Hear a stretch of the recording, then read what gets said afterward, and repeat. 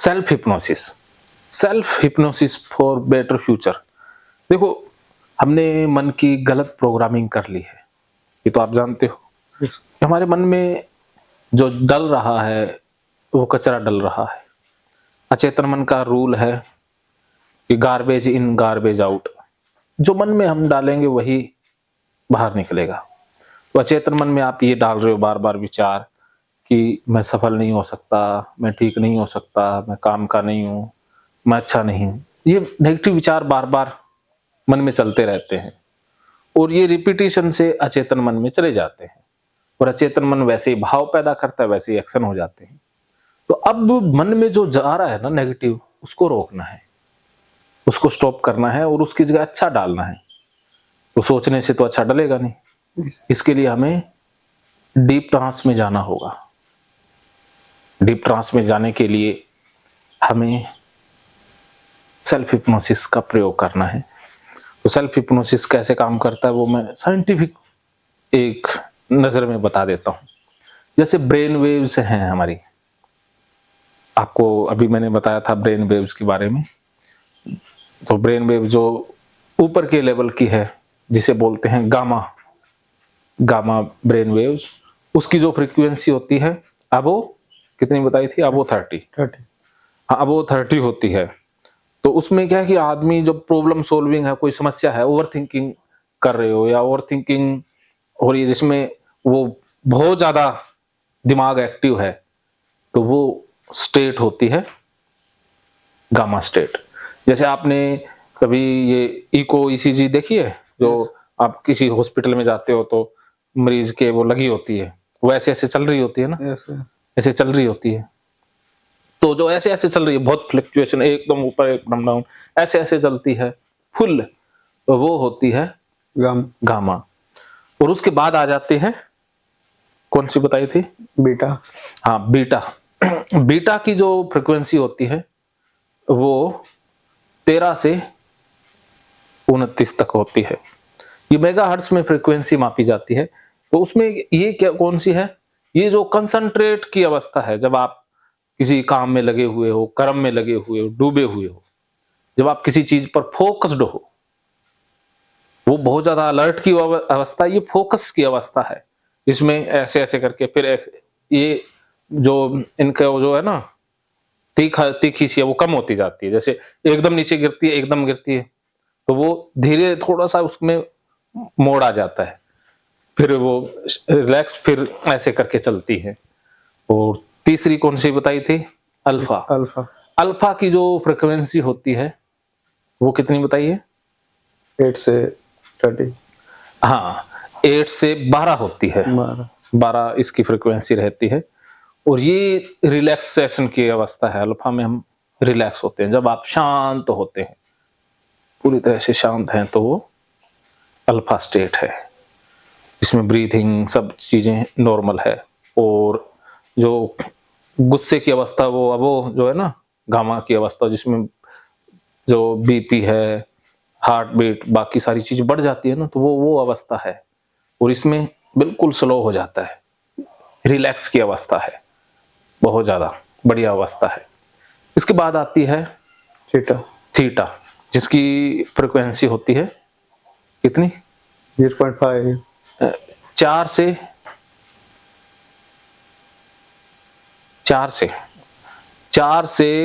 7 तक, 4 से 7 तक इसकी फ्रीक्वेंसी रहती है। और ये डीप रिलैक्स की अवस्था है, जैसे ट्रांस की अवस्था बोल देते हैं या बैलेंस स्टेट बोल देते हैं, जिसमें बिल्कुल विचार एकदम शांत है, सारा मन पूरी तरह से शांत, एकदम शांत है। और जो डीप ट्रांस की या जो हीलिंग की अवस्था होती है, वो होती है अल्फा और थीटा के बीच की अवस्था, जिसमें हमने थेरेपी करनी है, ठीक है। और इससे नीचे की अवस्था स्लीप की अवस्था होती है, जिसमें ब्रेन वेव्स बिल्कुल ऐसे हो जाती है ना, ऐसे ऐसे चलती है ना कई बार, तो वो होती है डेल्टा की अवस्था, जिसमें 0.5 से 3 तक होती है। और 0.5 से आगे डेथ हो जाती है। जब ब्रेन वेव्स सीधी हो जाए तो मतलब डेथ। फिर ये ब्रेन वेव्स हैं, ये अप डाउन होती रहती हैं। वो स्वाभाविक रूप से तो सबकी होती हैं, लेकिन हमने ट्रेनिंग के द्वारा अपनी अल्फा थीटा अवस्था में रहना सीख लेना है। और ये वही अवस्था है जहां पर हम रहेंगे तो हमें बहुत बेस्ट रिजल्ट मिल जाते हैं, क्योंकि वो कॉन्शियस चेतन मन की अवस्थाएं हैं। गामा, और जो गामा के बाद कौन सी थी, बीटा अवस्था, उसमें हम चेतन स्तर पर ज्यादा अवेयर रहते हैं। लेकिन जो अल्फा और थीटा, इसमें ये अचेतन मन के हम बिल्कुल करीब चले गए।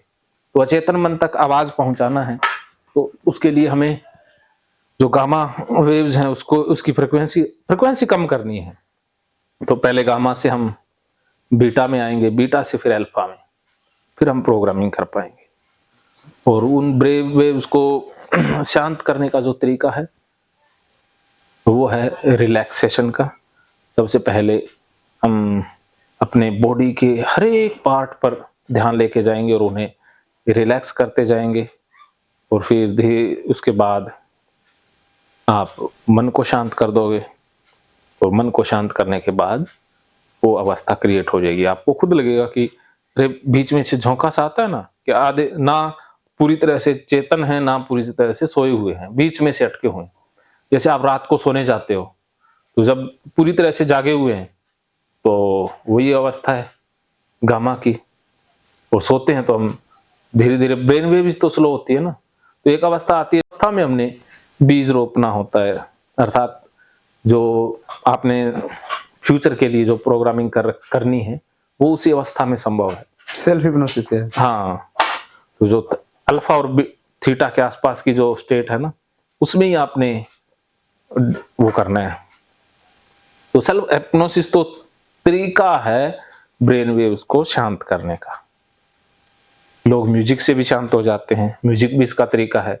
बहुत ज्यादा अलर्ट है आप, फिर ये म्यूजिक सुनते हैं तो एकदम से रिलैक्स हो जाते हैं, वो ब्रेन वेव्स फ्रिक्वेंसी कम हो जाती है।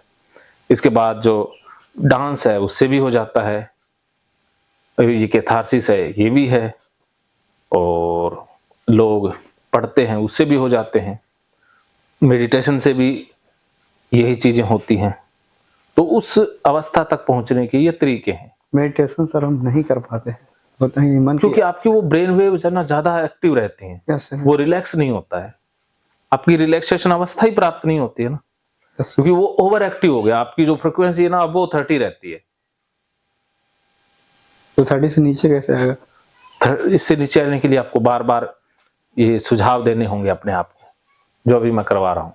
यस, फिर आओगे, क्योंकि आपका वो ऊपर ही अटक गया ना, इतनी फ्रिक्वेंसी रहेगी तो ओवर थिंकिंग की अवस्था है ना, वहां पर तो बहुत ज्यादा दिक्कतें हैं। इतना ज्यादा फ्लक्चुएट करोगे तो उस अवस्था में तो कोई भी चीज काम नहीं करेगी, क्योंकि वो तो बहुत ज्यादा खराब अवस्था है। वो तो कभी कभी आए तो ठीक है, जब हम डरे अलर्ट हैं, या भागने की मुद्रा में है, या लड़ने की मुद्रा में है, या मन में बहुत विचार इधर उधर भाग रहे हैं, वो अवस्था है ना जिसमें बहुत जंग छिड़ी है, एक युद्ध की अवस्था में रहते हैं। यस, हाँ, तो युद्ध की अवस्था है, वो शांति की अवस्था नहीं है ना। तो युद्ध से हमें शांति पर आना है तो ब्रेन वेव्स को कंट्रोल करना सीखना होगा। यस, जो ऋषि मुनीषी है, संत महात्मा है, वो यही तो करते थे, वो ब्रेन वेव्स को ही तो कंट्रोल करना सीखते थे। और क्या सीखा है उन्होंने ना, क्या समझे?